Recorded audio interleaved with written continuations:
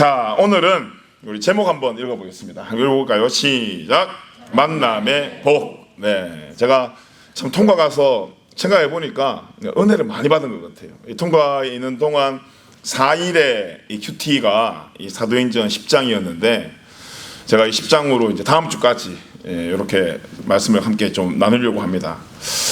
오늘은 특별히 이 만남의 복이라는 제목으로 함께 여러분하고 말씀을 좀 나누고 싶은데, 여러분, 이 만남이라는 것은 정말 우리 인생에 정말 중요합니다. 특별히 우리가 워킹으로 또 유학으로 이 외국의 이 타지에 와서 누구를 만나냐가 아주 중요한 우리의 모든 여정 속에 주제가 돼요. 여기 와서 어떤 그룹을 만나냐에 따라 여러분 우리의 삶의 내용이 분명히 달라진다는 것을 느끼고 살아가는 분도 분명히 있을 거고, 이제 곧 앞으로 느껴야 될 사람들도 저는 있을 것이라 생각이 듭니다. 그래서 우리가 여기 와서 많은 기도를 해야 되죠. 뭐 직장을 위한 기도도 있어야 되겠고, 여러분 학업을 위한 기도도 있어야 되겠지만, 정말 우리가 많이 기도해야 될 제목 중에 하나가 저는 이 만남의 복에 관한 기도라고 생각이 듭니다. 우리의 수많은 계획도 어떻습니까? 여기 와서 어떤 만남이 이루어진가에 따라 우리의 계획들이 여러분 통으로 바뀌기도 하고 방향이 완전 뒤틀리기도 합니다. 누구나 우리가 좋은 사람들을 만나는 것에 대한 여러분 기대가 있죠. 우리가 좋은 사람을 만날 것도 기대하지만 또 중요한 것은 내가 어떤 사람에게 좋은 사람이 되는 것도 굉장히 중요합니다. 자, 우리 모든 청년들이 여러분 주 안에 좋은 만남의 복이 있기를 예수님의 이름으로 축복합니다. 자, 오늘 우리의 만남도 한번 보십시오, 여러분. 얼마나 특별합니까? 브리즈번에 얼마나 많은 사람들이 있는데, 그죠? 이 시간에 수많은 경쟁률을 뚫고 우리는 만나게 되었어요. 오늘 우리의 만남 자체가 기적과 하나님의 또 은혜의 여러분 시작이라는 거예요. 지금 여러분들이 여기 와서 새로 오신 분들은 아직까지 없지만 여기서 친하게 지내고 또 여러분 동역자가 된 사람들이 뭐 처음부터 그러지 않았잖아요. 여기 와서 서로 몰랐다가 어떤 사역을 통해서 또 동역을 통해서 함께 만나 가지고는 또 좋은 친구, 좋은 이 선후배 사이로 우리가 살아가고 있는데, 오늘 말씀에도 보니까 이제 이 베드로의 편견이 깨어지고 이방인 고넬료하고 지금 유대인 이 베드로와 만나는 사건이 오늘 말씀이 이제 기록이 되며 시작이 됩니다.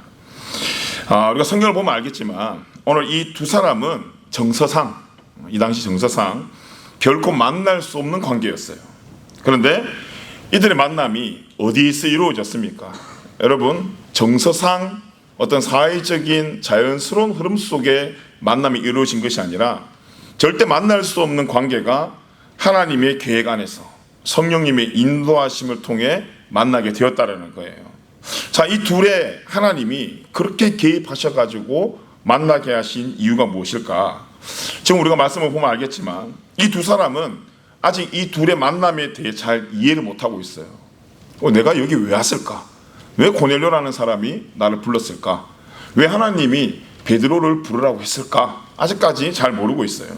근데 자, 우리는 지금 말씀을 보며 이미 결과도 알고 있고 어떤 이 3자의 시선에서 이 두 사람이 만나게 된 과정을 우리는 잘 알고도 있지만, 여러분 오늘 말씀을 보면 이 두 사람의 만남 속에 두 사람의 공통점이 있어요. 먼저 이 두 사람의 공통점이 뭐였냐면 바로 이 겸손한 사람이었다는 거예요. 이 겸손한 사람, 참 만나기가 요즘 쉽지 않은 시대를 우리가 살아가고 있습니다. 얼마나 여러분 무례한 사람들이 많습니까? 뭐 편견을 가지고 또 무시도 하고요, 또 업신 여기면서 뭐 서로를 비교하면서 교만한 사람들이 얼마나 많은지 몰라요. 그런데 오늘 이 두 사람의 만남의 시작을 보면 서로에 대한 존중과 겸손한 태도로부터 이 사람들의 만남이 시작이 돼요. 여러분, 우리도 그렇잖아요. 첫 만남에서 우리가 존중이 보이지 않으면 여러분 그 사람에게 존중을 기대하는 거 쉽지 않습니다. 우리도 첫 만남에서 어떤 사람에게 떨어뜨리는 그런 행동과 태도가, 그 편견을 가지고 떨어뜨리는 태도와 우리의 행동들이 여러분 쉽게 잘 변하지가 않습니다. 그런데 오늘 말씀해 보니까 참 제가 이 말씀을 묵상하면서 어떤 마음이 들었냐면, 서로가 지금 왜 만나는지는 모르겠지만 이 만남이 아주 특별한 만남이란 말이에요. 그러다 보니까 이 만남의 포장지를 막 급하게 뜯는 모습이 아니에요.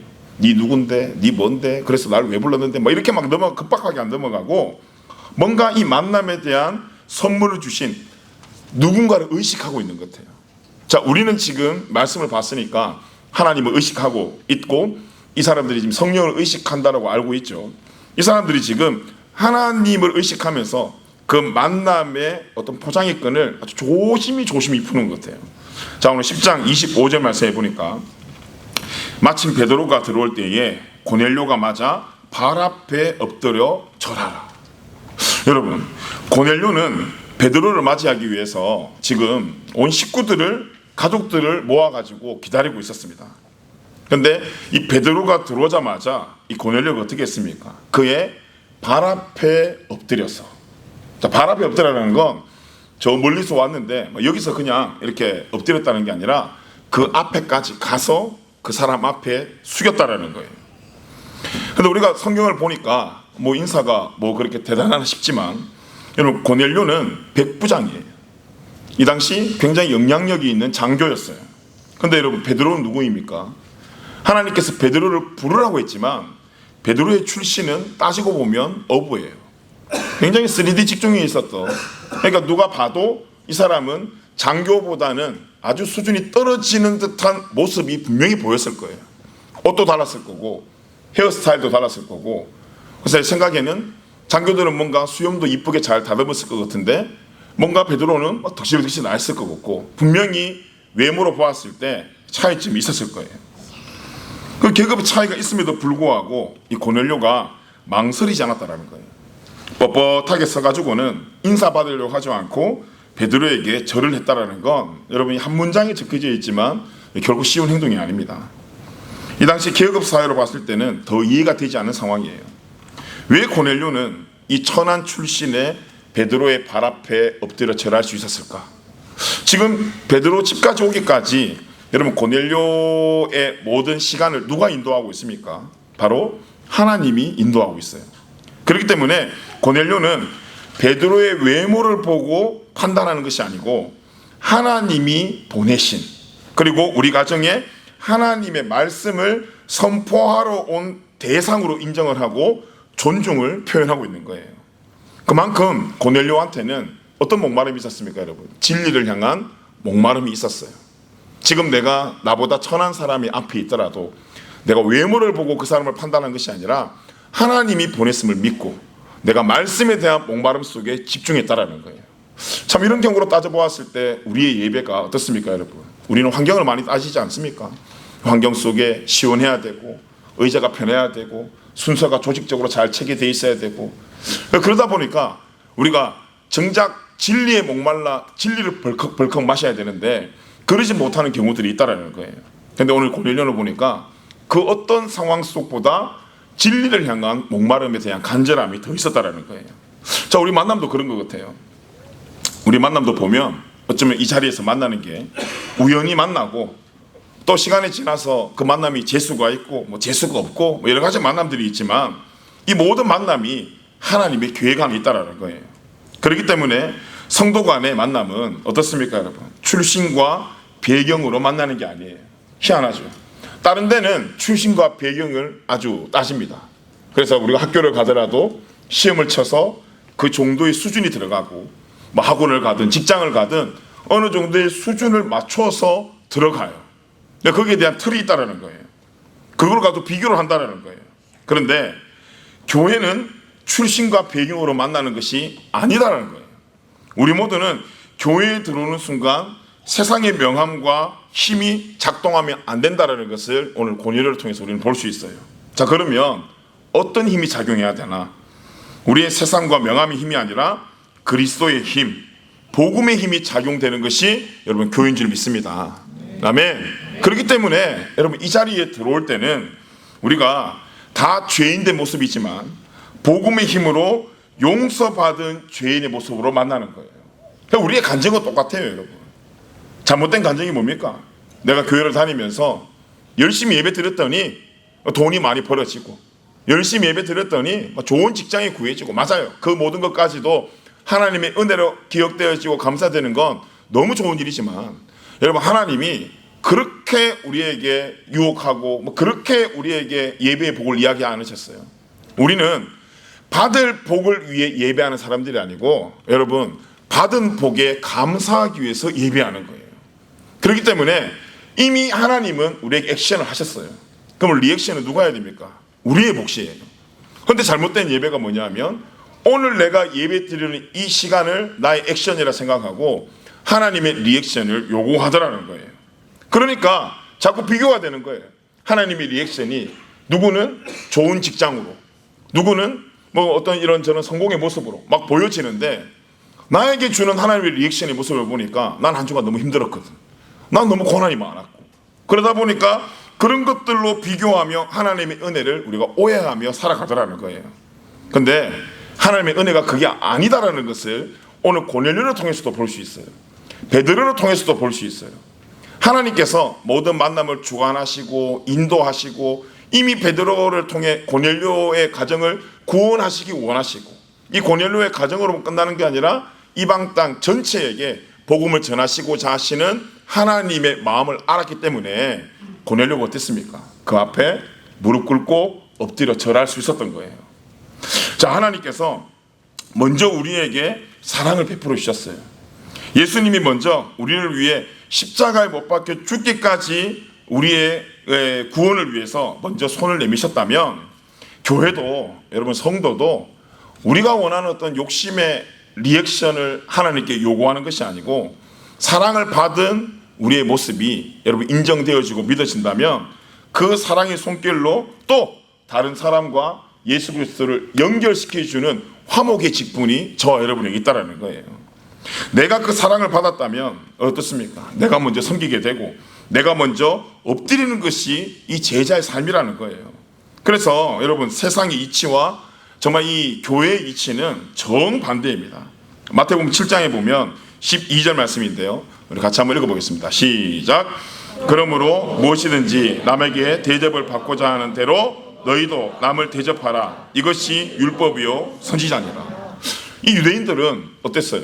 자기들의 율법은 편을 가르는 거였어요. 자기들의 율법은 네 편 내 편, 누가 크냐 작냐의 문제였는데, 오늘 예수님이 말씀하신 율법은 누구든지 남에게 대접을 받고자 하는 자는 그대로 너희도 남을 대접하라는 거예요. 요구가 아니고 내가 먼저 순종하라는 거예요. 율법으로 편을 가르고 나누는 것은 복음이 아니라는 거예요. 복음의 선물은 우리 모두를 구원해 주시기 위해 하나님께서 값없이 주신 선물이라는 거예요. 자, 여러분, 고넬료가 베드로에게 엎드렸어요. 베드로 어떤 마음 들었을까요? 막 저는 심장이 뛸 것 같아요. 갑자기 백부장이 내한테서 엎드리는데 이거 막 발이 동동 구려지지 않을까? 이걸 어떻게 받아야 되나? 막 이거를 일어나라 해야 되나? 나도 엎드려야 되나? 막 불안할 것 같아요. 근데 성경에 보니까 그런 장면이 없는 거 보니 이 모든 만남과 과정까지도 하나님께서 역사하고 있는 거예요. 그랬더니 고넬료가 그렇게 절을 했더니 베드로가 어떻게 반응했습니까? 26절에 보니까 베드로가 이렇게 이르되 일어서라, 나도 사람이다 하고. 제가 또 두 가지 마음이 들었는데, 한 가지 마음이 뭐였냐면, 여러분, 사람은 누구든지 좀 이렇게 대접받고 인정받고 싶은 욕구가 있잖아요. 누가 봐도 고넬료는 높은 위치에 있는 사람인데 거기에 지금 고넬료의 가족도 있을 거고 베드로가 데리고 간 무리도 있어요.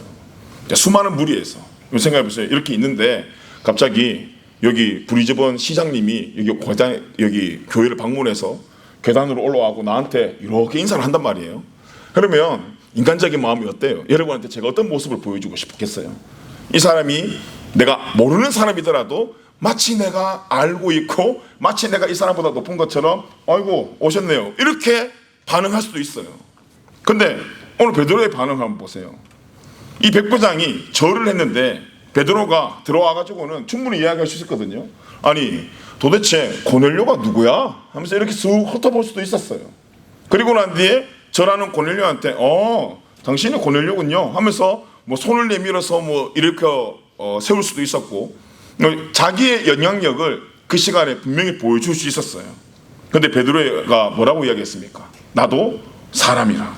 나도 고넬료 당신처럼 하나님의 인도하심에 순종하는 한 사람입니다.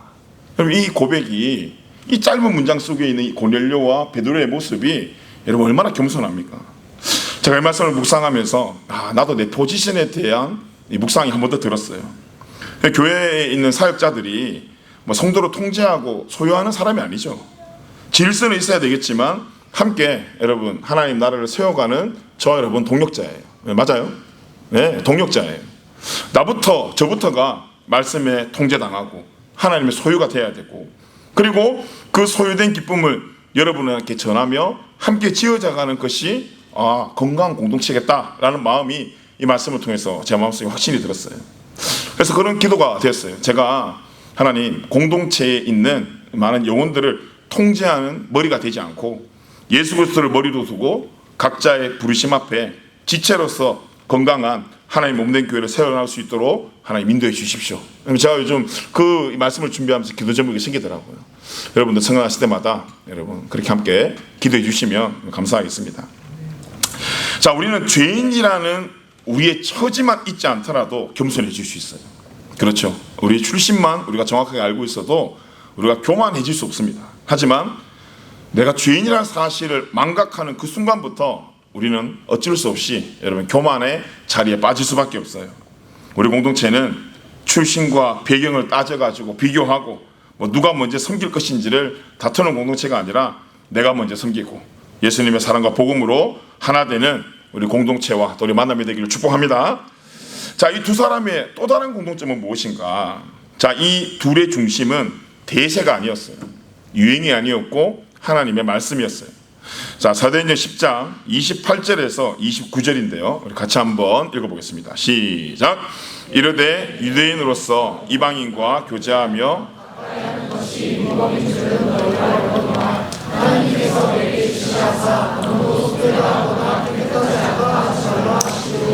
부름을 사양하지 아니하고 왔노라. 묻노니 무슨 일로 나를 불렀느냐. 자, 말씀 서두에 제가 말씀드린 것처럼 이 대세로 따지면 이 사회의 전반적인 분위기로 보면 이 둘은 만나면 안 되는 사람들이에요. 여러분 대세를 따르지 않으면 쉽게 말해서 우리가 유행을 따르지 않으면 우리 안에 어떤 불안함이 있습니까? 뭔가 내가 소외되는 듯한 불안함이 있어요. 그래서 TV에 이런 옷이 유행한다 그러면 그게 입고 싶고 또 이런 것들이 유행한다 그러면 그걸 하고 싶어요. 저도 그런 경험들이 있거든요. TV에 보고 이쁜 옷이 보이면 저거 입고 싶다 마음이 들어요. 그래서 와이프한테 나 저거 입고 싶어 라고 말하면 와이프가 거울을 봐 라고 이야기를 하면 대충 이제 사이즈가 나오죠. 소외되고 싶지 않다는 마음이 내 정체성을 지켜나가는 것보다 더 크다라는 거예요. 여러분 어떻습니까? 우리의 정체성이 그리스도인인데 그리스도인이라는 정체성을 지켜나가기보다 내가 세상의 유행과 대세에 밀려나가는 것에 대한 두려움이 우리가 더 크다라는 거예요. 그래서 유행에 굉장히 민감합니다. 좋다고 하면 어때요 여러분? 묻지도 따지지도 않아요. 그 좋은 게 나한테 좋은지를 알아야 되는데 그냥 많은 사람들이 좋다고 하니까 내가 그냥 따지지도 않고 그걸 따라가는 거예요. 우리 지난주 금요일날 무슨 날이었습니까? 할로윈 데이죠. 모르는 거 보니까 여러분들은 금요일 예배 나와서 다들 예배를 드렸나 보네요. 제가 이제 그게 걱정이 되는 거예요. 왜냐하면 우리 아이들이 여기 이제 학교로 다니니까 그걸 좀 어떻게 경계심 있게 이야기를 좀 해주고 싶었어요. 그래서 금요일 아침에 애들을 불러가다가 이제 이야기를 하려고 딱 하고 있는데 우리 첫째 민준이가 8학년이거든요. 그 8학년 애가 갑자기 이렇게 나오더니 야 너 하더니 원준이 선준이가 너 하더니 따라오래요. 지금 뭔가 싶었더니 공부방으로 애들 둘이 따라 들어가요. 그래서 이제 저도 할 이야기가 있는데 타이밍을 좀 봐야 되니까 이렇게 방을 건너서 보니까 첫째는 등에 탁 손 놓고 기대서 이렇게 서 있고 둘째하고 셋째가 이렇게 서 있는 거예요.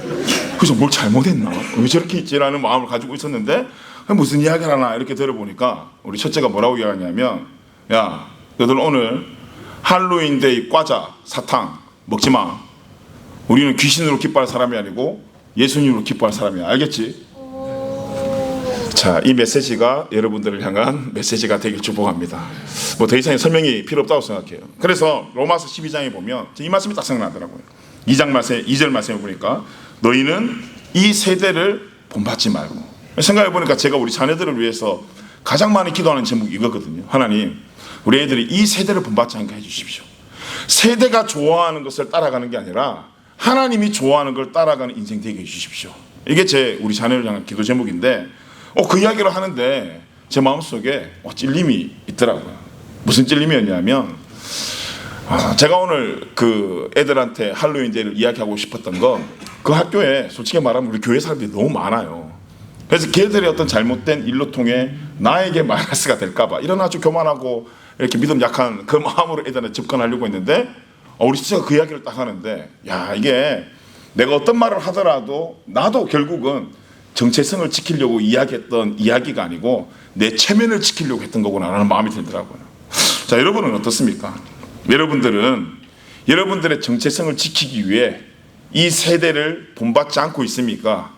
정체성이 어떻게 되었든 간에 내가 이 세대를 본받으며 유행에 여러분 동참하며 인생을 살아가고 있습니까? 바라기는 유행을 쫓는 인생이 아니라 진리를 쫓는 인생이 되기를 예수님 이름으로 축복합니다. 여러분, 이거는 제가 여러분에게 잔소리하고 한다고 되는 게 아니고, 여러분, 우리가 하나님을 사랑하게 되면 그 사랑하는 사람이 원하는 걸 하기보다 그 사랑하는 사람이 싫어하는 걸 한치 않게 돼요. 우리의 신앙생활이 가면 갈수록 주님을 사랑한다라는 건 내가 주님 앞에 더 많은 것을 하기보다 내 인생에 주님 앞에 반하는 것들을 태워나가는 거예요. 그래서 오늘 고넬료도 베드로도 이방인으로서, 유대인으로서 자기의 생각과 판단이 있었어요. 유행을 쫓아가야 되잖아요. 대세를 쫓아가야 되잖아요. 괜히 둘이 만났다가 잘못 소문이라도 나면 얼마나 당혹스러워지겠습니까? 서로가 당황스러운 상황이지만 지금 이 두 사람에게는 율법과 대세보다 하나님의 말씀이 더 위에 있었어요. 그래서 이 두 사람의 만남이 이루어질 수 있었다는 거예요. 이 둘의 만남은 서로의 법으로 싸우지 않았습니다. 성경에 나오는 것처럼 이 둘의 만나는 것이 위법이래요. 위법. 이게 둘이 만나는 것이 조금 잘못됐다는 게 아니고 위법이래요. 위법이었는데 하나님의 말씀 앞에 모든 편견의 장벽이 무너지고 있는 거예요. 지금 점점. 어디서부터요? 베드로가 무두장이 집에 있을 때부터 점점 하나님이 그 편견의 장벽을 무너뜨리고 있는 거예요. 자, 무너진 장벽, 그 무너진 장벽 뒤로 여러분 무엇이 드러나고 있습니까? 무엇이 드러나고 있어요? 가면 갈수록 하나님이 드러나고 있고 복음이 드러난다는 것을 우리가 보게 돼요. 그래서 고넬료는 유대인 베드로를 사용하지 않았어요. 위법이에요. 그런데 사용하지 않았어요. 베드로도 이방인 고넬료를 사용하지 않았어요. 이 두 사람이 결국 사용하지 않은 게 무엇입니까? 유대인입니까? 이방인이에요? 아니에요. 이 두 사람이 결국 사용하지 않은 것은 하나님의 말씀과 부르심에 사용하지 않았다는 거예요.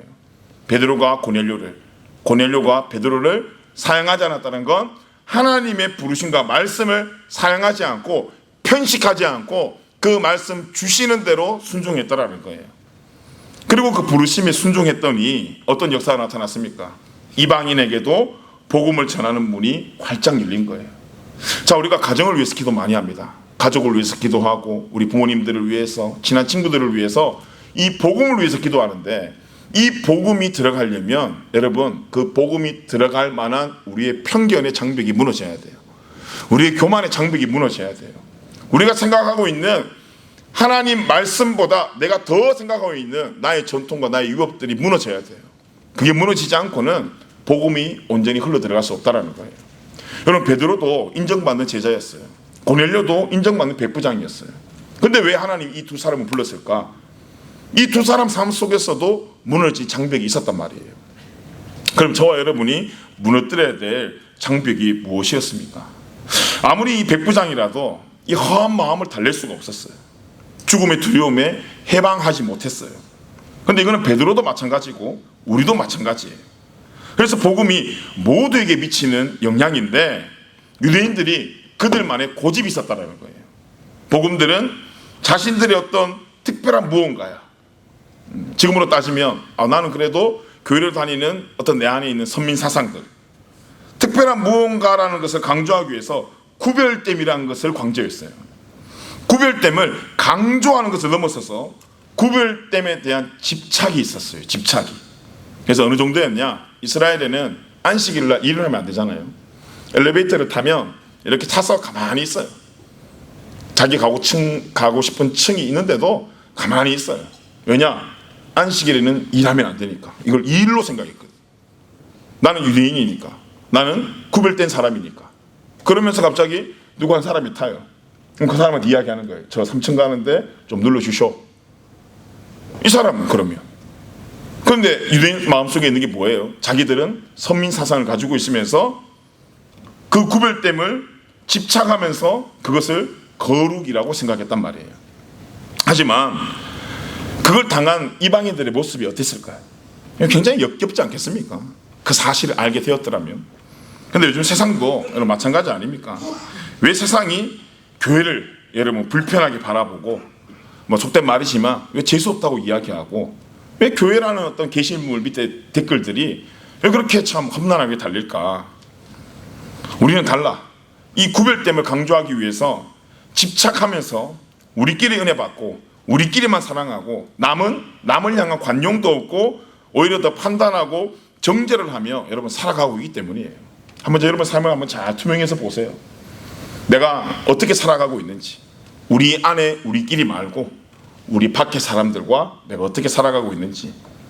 여러분 정말 우리가 느끼고 있는 이 사랑이 너무 좋은 거라면 사랑이 없는 곳에 내가 그 사랑을 느끼기 위해서라도 가정이나 학교나 직장이나 여러분 전하지 않겠습니까? 그런데 점점 우리만 특별해 라는 그 마음을 가지고 그 사랑들이 고여져 있으니까 아무리 좋은 것도 고여 있으면 어떻습니까? 점점 썩어서 악취가 나더라는 거예요. 여러분 성도된 우리에게 거룩 아주 중요합니다, 여러분. 그런데 성경에서 나오는 이 거룩이라는 것은 내 거 이것도 저것도 하면서 막 갖다 채우는 것이 거룩이 아니고 오히려 거룩은 비워내는 거예요. 그리고 하나님이 원하시는 마음을 담아내는 것이 거룩이에요. 그런데 우리는 뭘 담아내고 있습니까? 여러분 혹시 전통, 여태까지 내가 신앙생활을 해왔던 나의 방식, 그럼으로써 생긴 우리의 고집, 여러분 그런 거 혹시 우리 마음속에 담겨져 다른 새 것을 담을 수 있는 여러분 공간이 없는 건 아닙니까? 그리고 그 마음을 가지고 살아가라는 거예요. 그래서 누가복음 6장에 보면 36절 말씀에 이런 말씀이 있어요. 우리 같이 한번 읽어보겠습니다. 시작. 너희 아버지의 자비로우심 같이 너희도 자비로운 자가 되라. 자, 여기에 명령이 나와요. 명령이 뭡니까? 너희 아버지의 자비로움 같이 너희도 자비로운 자가 되래요. 자, 자비가 뭡니까, 여러분? 자비라는 것은 이 자자가 자유롭다라는 거예요. 이 자유롭다라는 건 인자하고 은혜가 있다라는 거예요. 자, 인자와 은혜가 있다라는 거예요. 근데 여기 나오는 뒤에 비가 뭐냐 하면 슬플 비예요. 슬플 비. 자, 이 자비라는 건 상대의 슬픔과 아픔을 내 것으로 받아들이라는 거예요. 자, 다시 읽어볼까요? 그러면 너희 아버지가 우리의 아픔과 슬픔을 받아준 것 같이 너희도 세상을 향한 아픔과 슬픔을 받아주는 사람이 되어라예요. 자, 그럼 아픔과 슬픔을 받아주라는 건 우리가 전진해야 나가야 될 곳이 위입니까? 밑입니까? 밑이죠. 그래서 예수님께서 말씀하시길 나는 섬김을 받으러 온 것이 아니고 도리어 섬기러 왔다라는 것이 이 이치예요. 예수님께서 그래서 우리를 위해 자비를 베풀어 주셨잖아요. 우리 죄인된 아픔을 보면서 본인의 십자가의 아픔을 통해 그 모든 것들을 받아내시고 우리에게 영생이라는 선물을 주셨어요. 구별과 거룩으로 여러분 장벽을 세우는 것이 아니라 오히려 모두에게 예수님께서 자비를 베푸심으로 그 장벽을 다 무너뜨리셨어요. 오늘 하나님께서 베드로와 이 고넬료를 부르신 이유는 서로를 향한 장벽을 진리로 무너뜨리기를 원하신 거예요. 얼마나 전통이 있었고 얼마나 일본 이 고넬료와 베드로 정도면 고집이 있고 안에 자기 의의가 있겠어요. 그런데 그 의로 세워진 견고한 벽들이 진리를 통해 무너지기를 원했다는 거예요. 그리고 난 뒤에 하나님께서 베드로에게 보여주신 그 보자기에 있는 섞여있는 음식처럼 너희들은 하나 되어야 될 존재라는 거예요. 오늘 우리 성가대에 찬양한 것처럼 주 안에 우린 하나라는 거예요. 여기서 여러분 생각해 보세요. 주가 빠져버리면 우린 절대 하나 될 수가 없어요. 어떻게 하나가 됩니까? 주가 빠지는데.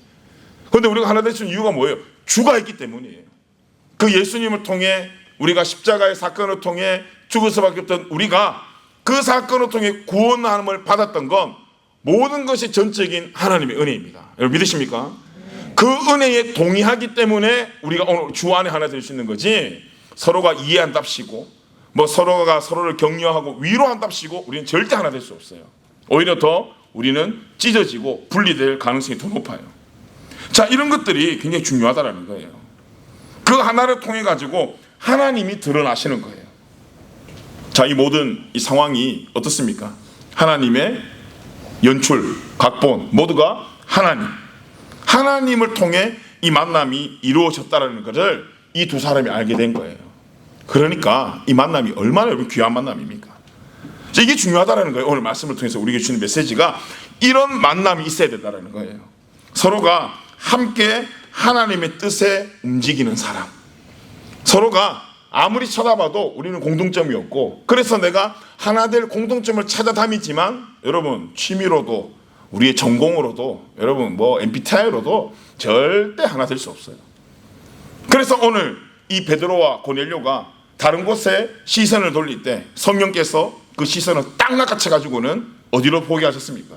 그리스도를 바라보게 했다라는 거예요.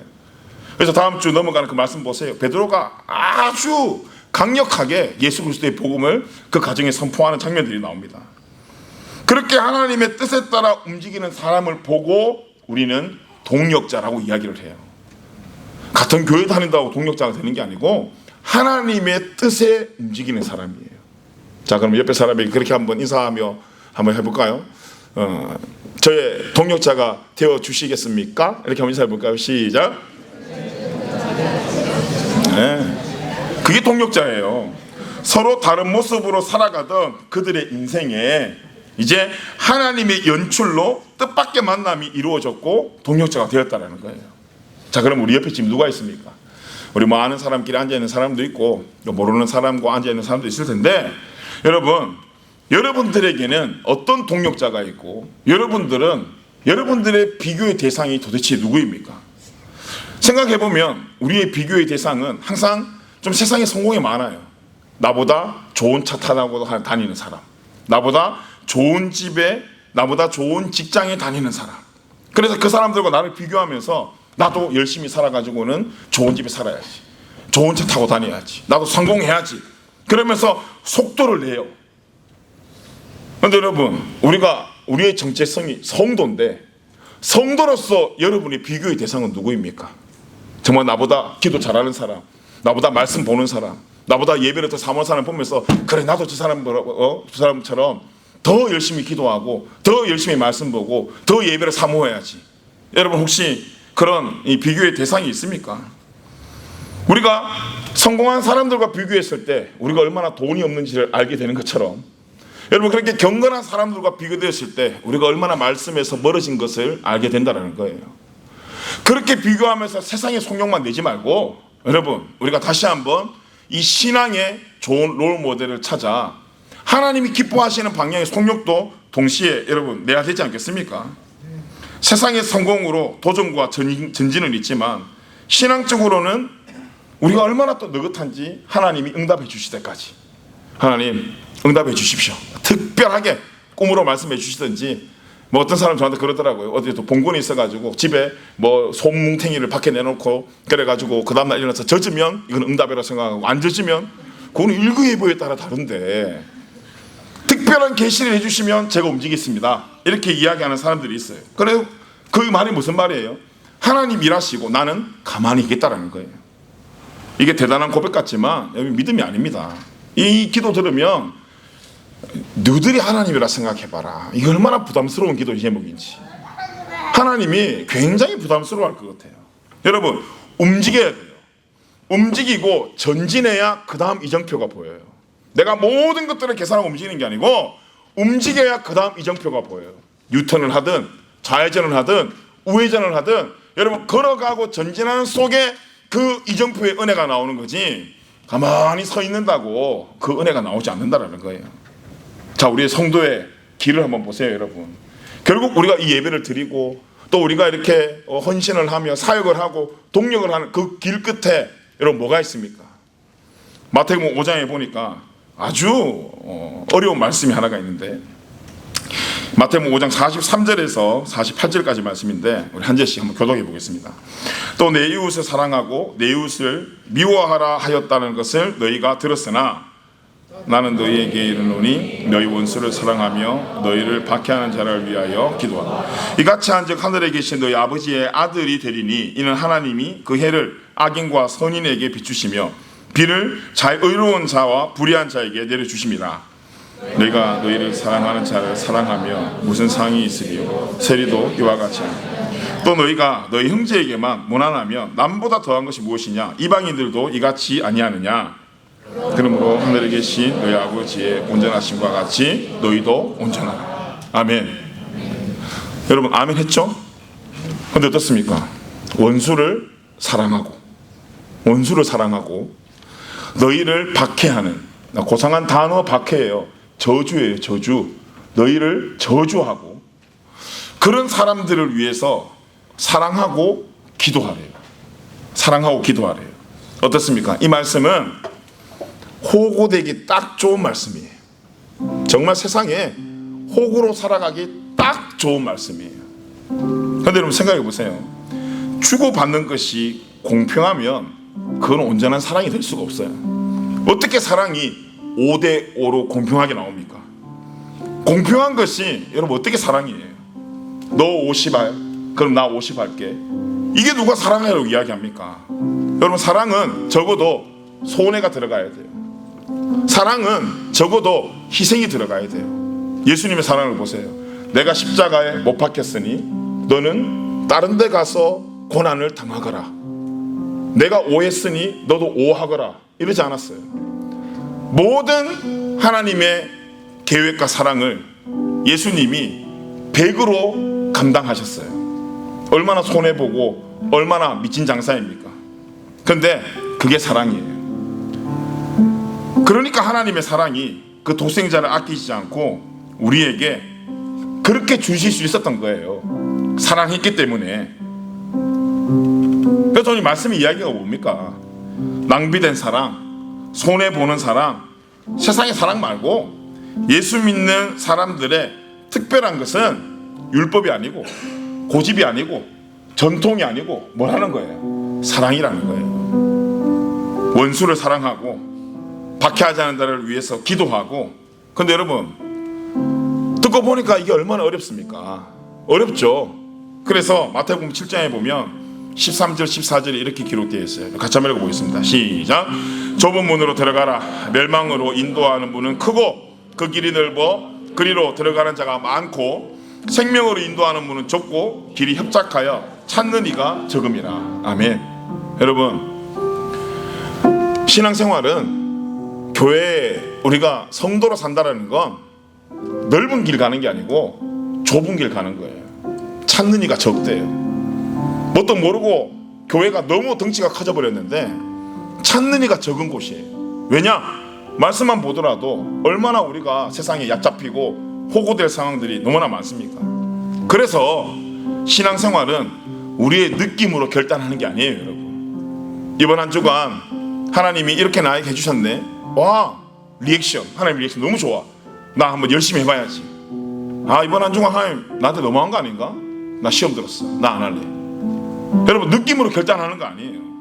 신앙생활은 고넬료와 베드로처럼 그 한 사람의 만남 한 걸음 한 걸음 속에서도 말씀과 함께한 것처럼 말씀과 함께하는 것이 신앙생활이에요. 여러분 말씀 있습니까? 어두운 길에 운으로 한번 이렇게 뒤져보고 땅이면 휴 감사합니다. 뒤졌는데 낭떠러지면 으악 떨어지면서 하나님 어떻게 이럴 수 있냐? 혹시 우리 신앙생활의 패턴이 이렇지 않습니까? 그렇기 때문에 모든 성도들에게 필요한 마음 딱 한 마음이 있다면 바로 말씀을 듣는 마음이에요. 그래서 사도행전 10장을 한번 보세요. 33절에 내가 곧 당신에게 사람을 보내었는데 오셨으니 잘하였나이다. 이제 우리는 주께서 당신에게 명령하신 모든 것을 듣고자 하여. 다 누구 앞에 있어요? 하나님 앞에 있어요. 베드로 앞에 있지 않고 하나님 앞에 있어요. 자, 그럼 우리 예배도 저와 여러분이 누구 앞에 있어야 됩니까? 위치상으로는 여러분들이 제 앞에 있고 제가 여러분 앞에 있는 거지만 정말 진리를 듣는 우리는 누구 앞에 있어야 돼요? 하나님 앞에 있어야 돼요. 하나님 앞에 있어야 돼요. 저와 여러분을 가로막고 있는 어떤 우리의 욕심, 전통, 고집, 교만의 장벽이 무너지고 우리 모두가 하나님 앞에 있어야 돼요. 자, 이 고넬료는 들을 수 있는 마음이 준비가 되었어요. 근데 여러분 생각해 보세요. 고넬료가 들을 준비가 되어 있는데 전하는 베드로도 누구의 말을 전합니까? 하나님의 말씀을 전해야 돼요. 그럼 베드로는 누구의 말씀을 들어야 될까요? 하나님의 말씀을 들어야 되겠죠. 고넬료가 말씀을 듣는 마음이 가지고 있기 전에 누구에게 먼저 그 마음이 임한 겁니까? 베드로에게 그 마음이 임한 거예요. 그래서 진리에 대한 목마름과 가르침을 구한 것은 고넬료였지만 먼저 은혜를 받고 가장 소중한 걸 깨달은 사람은 누구입니까, 여러분? 베드로예요. 왜 베드로에게 이 깨달음을 주셨을까? 이제 이후에 이방인을 향해 그리스도의 온전한 복음을 흘러보내야 되거든. 이것이 여러분 전하는 자와 듣는 자가 누리는 복이에요. 그래서 전하는 자는 듣는 사람을 위해서 기도해야 되고 듣는 사람들은 전하는 사람을 위해서 기도해야 되는 이유가 바로 여기 있는 거예요, 여러분. 서로를 통해서 하나님을 발견하는 모임이고 만남이니까 이게 얼마나 여러분 중요합니까? 하나님을 사이에 두고 만난 이 베드로, 이 만남을 통해서 베드로에게 어떤 변화가 있었어요? 우리 마지막으로 사도행전 10장 34절 35절 같이 한번 읽어보겠습니다. 시작. 베드로가 입을 열어 말하되 내가 참으로 하나님은 사람의 외모를 보지 아니하시고 각 나라 중에 하나님을 경외하며 의를 행하는 사람은 다 받으시는 줄 깨달았도다. 아멘. 자, 요 깨달음 주려고 사도행전 10장에 30절 이상의 구절들을, 말씀들을 할애하셨어요. 자, 무슨 상황이 일어났습니까? 베드로의 모든 편견이 깨어져 버렸어요. 무두장이 시몬을 향한 사람들의 편견을 깨뜨렸지만 여전히 이방인을 향한 편견의 눈을 가지고 있었던 베드로가 하나님의 섭리와 인도하심을 통해 그 편견이 다 깨뜨려졌어요. 교만의 장벽이 무너졌어요. 그리고 이제 갇혀있던 복음이, 자기 안에 고집으로 갇혀있던 복음이 무너진 장벽을 통해 선포되어지고 전해지는 거예요. 여러분, 아무리 저와 여러분 사이에 천사의 말이 오가고 자매님 이쁘십니다, 형제님 잘생겼습니다, 멋지십니다, 아무리 천사의 말이 오가도요, 저와 여러분 사이에 그리스도가 빠지면 그 소리는 결국 꽹과리 소리가 돼요. 아주 시끄러운 소리가 돼요. 그렇기 때문에 오늘 이 말씀이 던지는 이 마지막 질문이 하나 있다면, 우리가 만나는 이 만남의 모든 주체가 누구인가요? 오늘 내가 옆에 있는 자매들을 만나고 형제들을 만나고 또 이 공동체로 새로 오신 분들, 또 이런 공동체를 만난 이 모든 주체가 누구냐라는 거예요. 하나님인가? 나인가? 이 별거 아닌 이 두 가지 질문에 내가 어디에 서 있냐에 따라, 내가 어디에 접근하냐에 따라 여러분 삶의 내용이 달라지더라는 거예요. 우리는 하나님의 계획 안에 만난 만남들입니다. 여러분 믿으십니까? 그래서 여러분, 하나님의 계획 안에서 만난 만남이라, 이 만남은 단순히 여러분 재미를 위한 만남이 아니에요. 단순히 이 만남을 통해 가지고 뭐 세상의 기쁨, 유행, 대세를 즐기기 위한 그런 만남이 아니에요. 어떤 만남입니까? 베드로와 고넬료가 만나 복음이 선포되어진 것처럼 우리의 만남은 복음을 듣고 복음을 전하는 만남이에요. 아멘. 여러분, 이 예배에 여러분 왜 오셨어요? 복음을 듣고 복음을 전하는 힘이 이 예배 가운데 공급되어지는 거예요. 생명을 살리고 위로하고 격려하면서 예수님의 평안을 전달하는 만남이에요. 나를 통해서 옆에 있는 사람이 그리스도와 화목할 수 있게끔 화목의 직분을 우리에게 주신 만남이에요. 이 소중한 만남의 복이 풍성한 우리 만남의 공동체 되길 예수님의 이름으로 축복합니다.